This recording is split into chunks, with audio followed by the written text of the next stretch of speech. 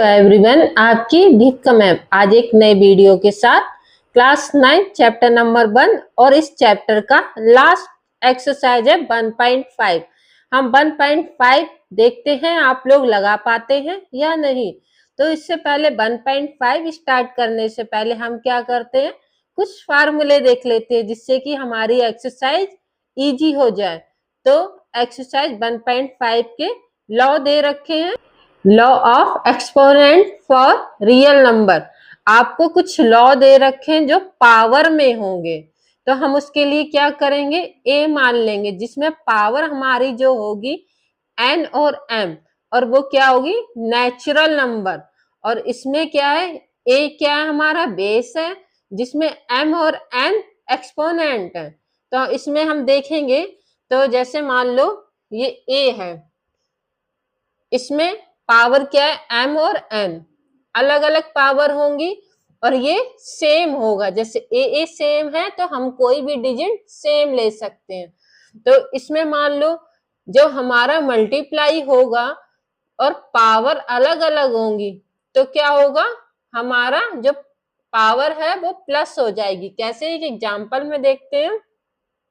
जैसे मान लो हमने 5 की पावर 2 इंटू 5 की पावर 3, तो क्या होगा, मल्टीप्लाई में पावर हमेशा प्लस हो जाएंगी। इस चीज का बहुत ध्यान रखना, मल्टीप्लाई में पावर प्लस हो जाएंगी। आपको कुछ ऐसे क्वेश्चन दे रखे होंगे जिससे आपको देखना है कि हमें पावर में क्या दे रखा और बेस में क्या दे रखा, उस हिसाब से हम इस फार्मूले का यूज करेंगे। ऐसे हमारा देख नेक्स्ट दे रखा है जिसमें ए की पावर एम और ये इसमें डिवाइड में दे रखा है अपॉन ए की पावर एन। तो इस कंडीशन में क्या होता है, पावर माइनस हो जाती है, मल्टीप्लाई में पावर प्लस हो गई और डिवाइड में पावर माइनस हो गई। इस चीज का ध्यान रखना। जैसे कि हम मान ले रहे हैं 3 की पावर 6 और 3 की पावर 4, इसमें ए जो होंगे दोनों सेम होंगे और पावर अलग अलग होगी।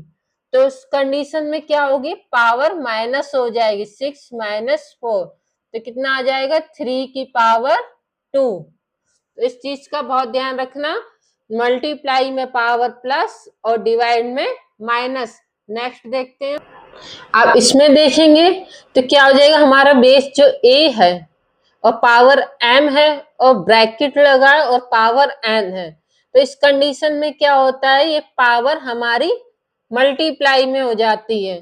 तो जैसे मान लो हम कुछ भी लिखते हैं 5 की पावर 2 और पावर में 3, तो क्या हो जाएगी, हमारी पावर मल्टीप्लाई में हो जाएगी। तो कितना आ जाएगा, 5 की पावर 6। जब हमारी एक ब्रैकेट के अंदर है और ब्रैकेट के बाहर है तो पावर हमारी मल्टीप्लाई में हो जाएगी। ये देखते हैं, इसमें क्या है, हमारा ये ए अलग है बी अलग है और पावर सेम है। इस कंडीशन में क्या होगा, जो ए और बी है इसे मल्टीप्लाई में एक ब्रैकेट में साथ लिख देंगे और जो दो पावर सेम है उसका ब्रैकेट के बाहर पावर में लगा देंगे। कैसे कि 2 की पावर 3 इंटू 3 की पावर 3, तो हम क्या करेंगे, इन दोनों का मल्टीप्लाई करके लिख देंगे, 3 2 जा 6 और पावर कितनी हो जाएगी 3। अब इसको हम सॉल्व भी कर सकते हैं, तो सॉल्व भी हो जाएगा या फिर इतना ही छोड़ दिया जाएगा। याद रखना, जिसमें हमारी डिजिट अलग है पावर सेम है, तो उस कंडीशन में इन दोनों का मल्टीप्लाई हो जाएगा और पावर एक सेम लिख दी जाएगी, जैसे कि ये किया है हमने। अब इसका नेक्स्ट देखते हैं। अब इसमें क्या है, व्हाट इज ए की पावर 0। याद रखना, जब किसी की भी पावर 0 लिखा है तो बहुत से बच्चे गलती कर देते हैं, तो क्या लिख देते हैं आंसर में 0। तो आप बताइए 0 होगा कि और कुछ होगा। तो ध्यान रखना, जब भी हम किसी की पावर 0 लगाते हैं तो उसका आंसर 1 होता है। आप लोग क्या करते हैं, 0 लिख देते हैं, तो यहाँ पे हमारी मिस्टेक होती है, इस चीज का ध्यान रखना।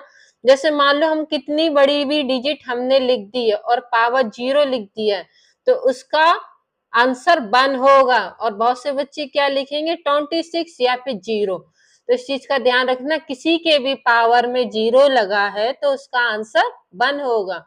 ऐसे इसका 6 वाला देखते हैं। अब देखो दे रखा है 1/a की पावर n। इस कंडीशन में क्या होगा, हमें a की पावर n ऊपर जब लाएंगे तो वो माइनस का हो जाएगा।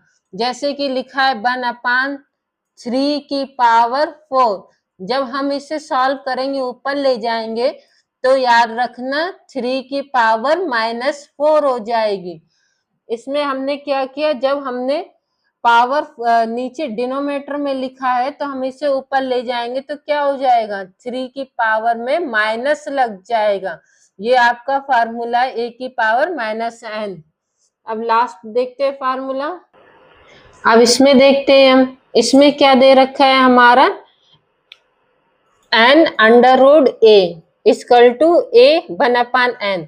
तो जैसे मान लो जो ये n है, जब हम इसे अंडर रूट से हटा के a के पास ले जाएंगे पावर में तो उसमें 1/n होगा।